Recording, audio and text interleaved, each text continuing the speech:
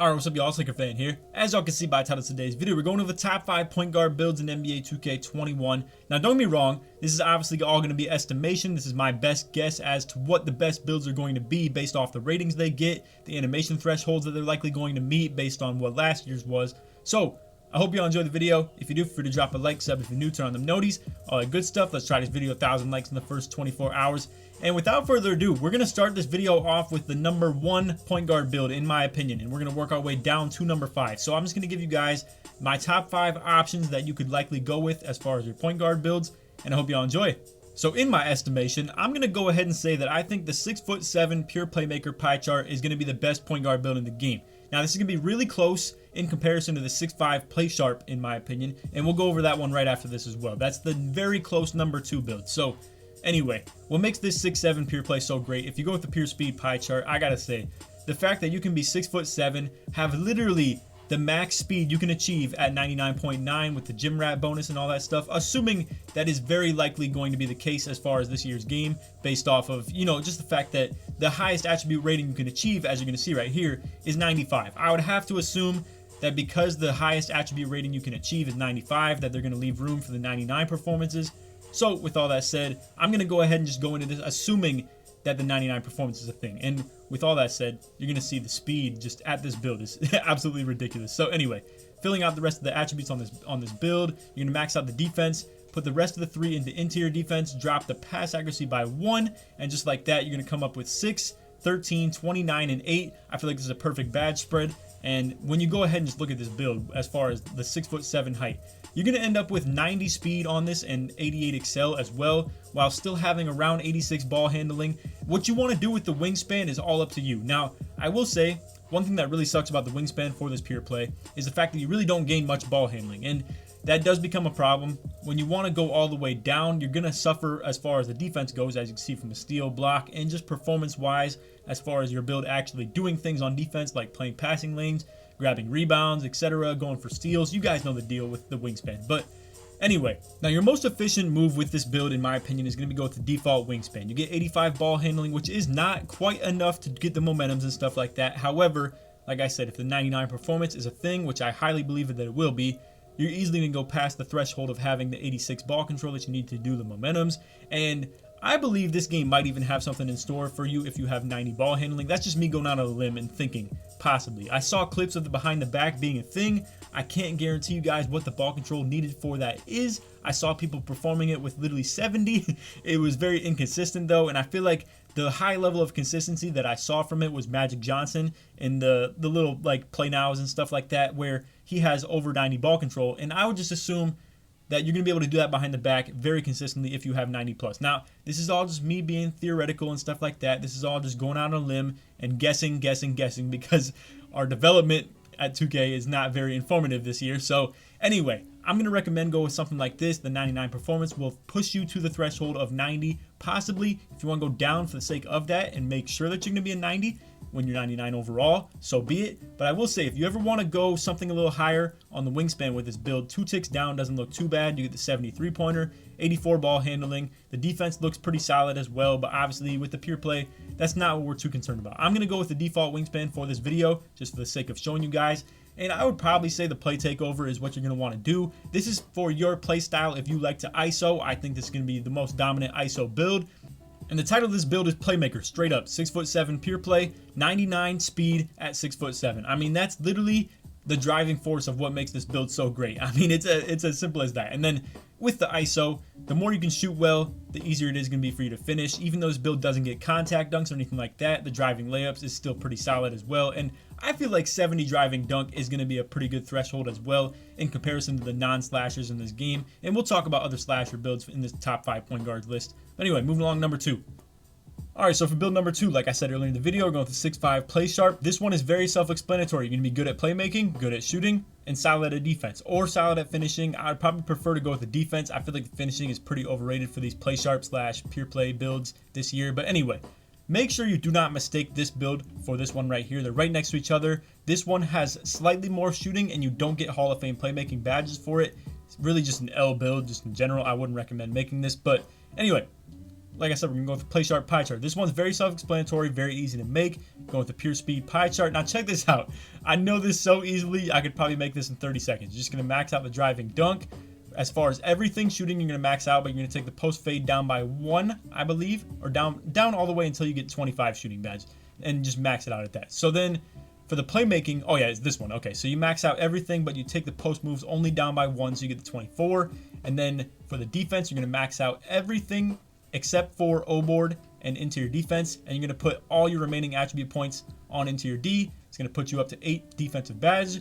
You got 1, 25, 24, and 8. I feel like this is a perfect badge spread for an outside point guard. The fact that you still have driving dunk upgrade is perfectly fine. Now, there's going to be a lot of people skeptical of upgrading the driving layup. Listen, man, this is how I feel, and you guys can say however you feel about it as well, but I'm going to just put it like this. With this many shooting badges, this many playmaking badges, you should not struggle to be able to get open from 3. The worst that you're ever going to run into is you're going to get double teamed, and then your big man should be wide open. As long as you're a solid point guard. This build is made for the ones that are good on the sticks, and I feel like with 24 playmaking badges and 25 shooting badges, those who are good on the sticks are going to have no trouble on this build whatsoever. The fact that you don't even have to have quick draw and you get 25 shooting badges on a playmaking, like a Hall of Fame playmaking build that gets 24 playmaking badges too, and then still get 8 defensive badges on top of that. Now, if you want to, go ahead, drop your defense down and put it into finishing if you really value like the offense that much. But I feel like for how great of an offensive build this already is with just shooting and playmaking upgraded, I don't think you should struggle with just your dunk upgraded. Now, maybe I'm tripping. Maybe you actually do need layup ratings in this game. I feel like if you just hold X, it's really not going to be that big of a deal because you should be wide open anyway. But like I said, I think this build is going to be best off at 6'5". If you compare this to 6'3", you literally only lose 1 speed, 1 excel, and no vertical, and like 1 strength. So what's the big deal? I mean, all you're really losing is 3 ball handling. That's literally it in comparison. And I feel like just for the height, just in general, I value that a whole lot more. Anyway, you can go with the minimum weight. Actually, you can go, I think, up to 178, so you can just gain an extra strength, and you don't literally lose anything other than that. And then for the wingspan, a lot of people with this build, they might want to value the bigger wingspan since you're 6'5". It would be a solid thing to do. However, considering you're going to be the offensive machine for your team, the ball is going to run through you. I feel like you're going to want to value as much offense as possible. You're likely going to want to go with the minimum wingspan. However, if you want to go 2 ticks up from the minimum wingspan, this is where you max out your ball handling. So this right here is minimum. Going up 2 ticks, you still keep the 85 ball handling. However, you lose 2 3-pointer. If you value the 3, that's up to you. I feel like this might be a good way to go, but for the sake of the video, like I said, we're going to go with the minimum wingspan. And then I would recommend Sharp Take on this build. We all know what Sharp Take is capable of, especially if you're an outside point guard. The threat you demand, it just demands double teams when you are in the zone and you're a skilled point guard. So we're going to go with the Sharp Take on this one. Build title for this is going to end up being Playmaking Shot Creator, just like last year. Pretty self-explanatory build. I mean, it's always going to remain meta as far as 3v3 goes. 2v2, that's to be decided. But as you can see, comparisons is like beautiful. Steph Curry, Jamal Murray, and D'Angelo Russell. That's like perfect for the PlaySharp. Anyway, moving on to build number 3.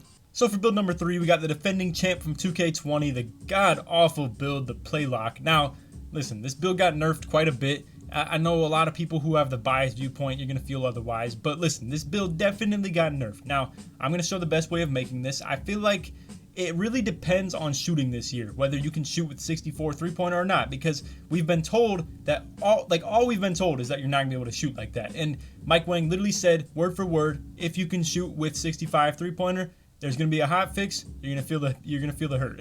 Now, you can't always take what these devs say and like take it for 100% truth, because as we know, these guys can tend to go MIA quite often, and you never know what to expect with these guys. But anyway, the best way I'm going to explain to make this play lock, at least in my best judgment, is that you're going to go ahead and not touch the block. I'll explain why a little bit, but pretty much, you can upgrade it by 1. But pretty much, with these 6'5 play locks, or just in general pure locks or anything, the play sharps, last year, you used to see an increase where the block would reach around 82 and the defensive rebound would reach around 90.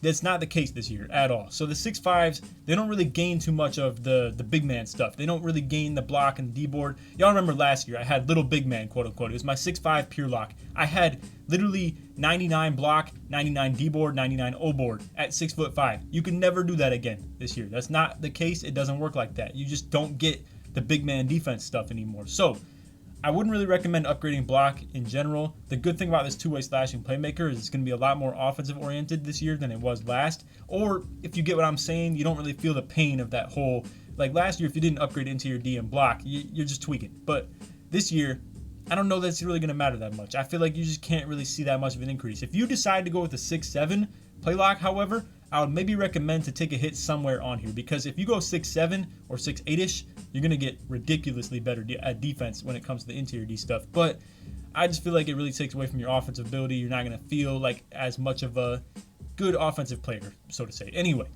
I decided to go with the speed invert pie chart in case you didn't see otherwise. I might have said that earlier in the video, but anyway, when you go 6'5", go down to the minimum weight, and then we're going to go to the max wingspan, you're going to see the speed sits at 92, 91 acceleration, and 88 vertical. These are ridiculous physicals, and anything more than this is kind of overkill, because you already are going to get the 99 speed guaranteed as long as everything stays the same. I really want y'all to keep that in mind. I'm banking on the fact that we're going to have the gym rat, we're going to have the 99 performances and everything like that. So off the 99 performances and the gym rat, you get +9s, or we'll say +8 just for the sake of, obviously it's kind of hard to maintain the 99.9. So even if you get +8, that's literally 99 speed still. You're going to have 99 acceleration, and then the vertical is going to sit somewhere around 96 to 97. Anyway, the ball handling, very good, still doable.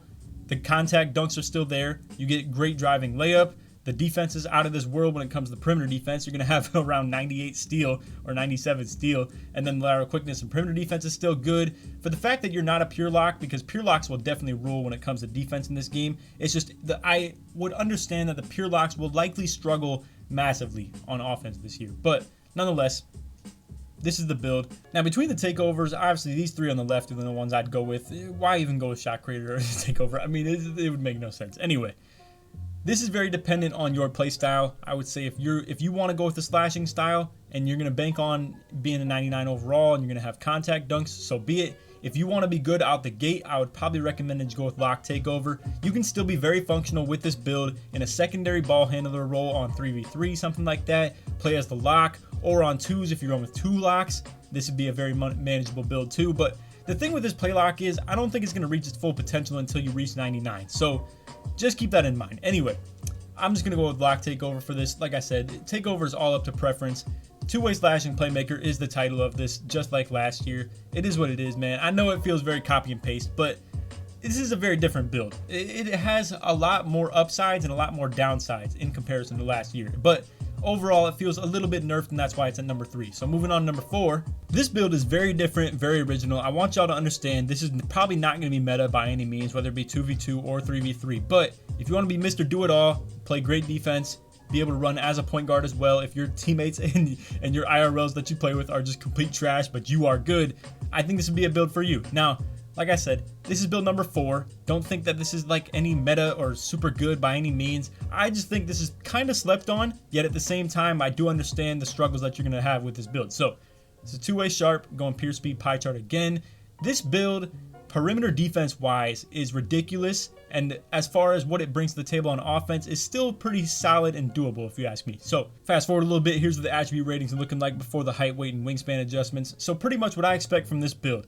It's going to be good on defense, but it's going to be limited. It's going to have a certain role. You're going to have to fight through screens. You're never going to want to switch on to bigs just at the fact of what your height is, like I said, with 6'2". But your steal, lateral quickness, and perimeter defense are going to be ridiculous when you go down to 6'2" here. And really what the 6'2" is meant for is the fact that you can run as a point guard and be either a ball handler or a secondary ball handler. And you could guard corner pretty well if you end up playing with another point guard who's pretty solid at defense. It just depends. It's all going to be dependent on who you play with.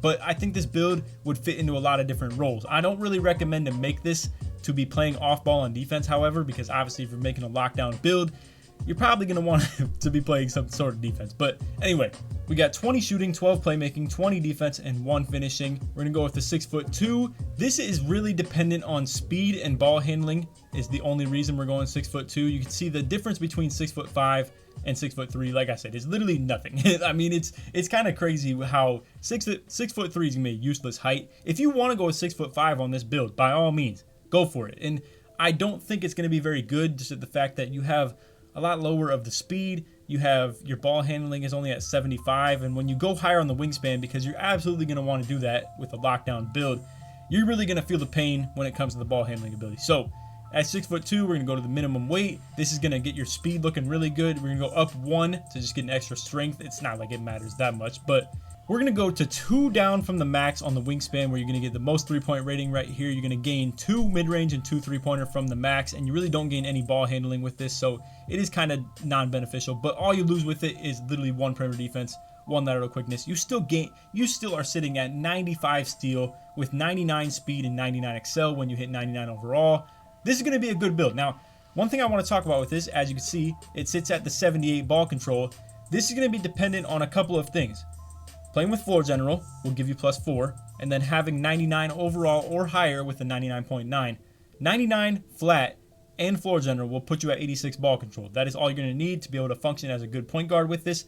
However, like I said, you're going to need the floor general. You're flat out going to need the floor general to be running as a good point guard in this game, assuming 86 ball control is very dependent as far as you doing the behind the back, etc., things like that. And like I said, it's very limited when it comes to the defense. You're going to fight through screens, you're going to have good steal, you're going to have good speed, but you're not going to be very versatile. You're not going to be able to switch on to bigs. So with all that said, I'd probably say spot up shooter takeover or the sharp takeover. But if you want to go with a lock and be just straight up that dude who's like fighting through screens and you're just annoying for those for those outside PGs who can't get anything going on offense, I will say the lockdown takeover is obviously very intriguing, but we don't know how the gameplay stuff works. For the sake of this video, like I said though, I'm just going to go with lock takeover. Build title that you're looking at for this one is two-way mid-range shooter. Very weird build right here as far as the title goes. And if you want originality, this is a solid one. I don't think a lot of people are going to go with this. If that sounds like something that's for you, fighting through screens and playing as a ball handler at the same time, like if you want to guard ball and run point, this is a very intriguing build right here. So for number 5, I have a two-way tie between the actual BP build and the adjusted BP build, where pretty much you have the full split of slashing and sharpshooting, but then you have this one where it's slightly more slashing and a little bit of shooting. So pretty much, I'm going to go ahead and show you guys this one because it's a lot more intriguing. This one right here requires being 99. You got to be 6'5". It literally just requires you being 6'5", and it really hurts your playmaking ability and your speed with ball and all types of stuff like that. So we're going to go ahead and just show this one. If you guys want more of a description on this, I'm sure somebody's going to make an actual BP build tutorial. But anyway, we're going to go ahead and show this one with a slightly bit more slashing split, because I feel like just flat out, this is probably a more intriguing build and you have a lot more leeway with this. So here's what we're looking at for the attributes and badges. You got 17, 17, 14, and 6. You're going to have the ability to get contact, dunks, solid shooting, good playmaking, and okay defense. And now, like I said, you're pretty limited in the defensive aspect as well. Again, you're not going to have interior defense and block too high, but that's just how it is with this point guard life, all right? If you're below 6'5", you're going to struggle playing interior defense, no matter how much you upgrade it in the first place anyway. So anyway, moving along. I'm just going to put it like this. There's two different ways you can go about this build. You can go 6'5", and you have 81 driving dunk out the box just like that, but your ball handling takes a little bit of a hit. However, 80 ball handling is not that bad before upgrades and all that stuff like that with the wingspan. But if you want to go pretty decent wingspan to be able to get a higher driving dunk, 6'2" doesn't look that bad either. You're going to end up with 84 ball handling. I mean, if you literally just compare the difference between 6'4" and 6'2", you gain 3 ball handling, 3 speed. I feel like this is pretty beneficial when it comes to people who actually want to dribble and you guys know how to. But like I said, I do understand if you want to go with the 6'5". 6'5" and 6'2" are the ideal heights in my opinion with this game. 6'3" and 6'4" are kind of just wasted, useless areas, I guess, if you will. But anyway, minimum weight, as always, you're going to gain acceleration, speed, all types of stuff like that. I feel like minimum weight is just going to be kind of the meta this year, just at the fact that it gives you more speed. And it just never used to be this useful where you actually gain speed for lowering your weight. But I just feel like this is going to be something a lot of people do this year. Anyway, if you go with the short version, you're definitely want to go high on the wingspan to be able to get the driving dunk high enough. If you want to go ahead and drop it a couple, like where you have at least 81 driving dunk, I don't think that's going to be too big a deal. But you're probably going to want to go pretty high. The 82 will give you some comfort zone to where you can have contact dunks even at 98 overall. I feel like this would be a pretty solid build right here. It is short, yes, I understand that. You do still have solid steal, lateral quickness, perimeter defense, stuff like that. And then the ball handling is still pretty solid with this too, 83. And then the 3-point shot, it'll depend. It'll definitely depend. But for you to be able to get contact dunks, move pretty quick with the ball in your hand and with this build, the speed is still on point. I feel like this is a pretty solid one that can do it all. It's just going to depend on how you deal with your height. So with this, let's just go ahead and go with slash takeover. I mean, like I said, it's all preference when it comes to takeover. The build title is slasher, so this is going to be actually very intriguing. And then for whatever reason, Steph Curry is one of your comparisons. Listen, man, I don't know. But anyway, I hope you all enjoyed the video. If you did, feel free to drop a like, sub if you're new, turn on them noties. Good stuff. Let's try this video 1,000 likes in the first 24 hours. If y'all made it to the end of the video, put Laker in the comments to show your support. You made it all the way through. And other than that, hope y'all enjoyed. Take it easy, man. Peace.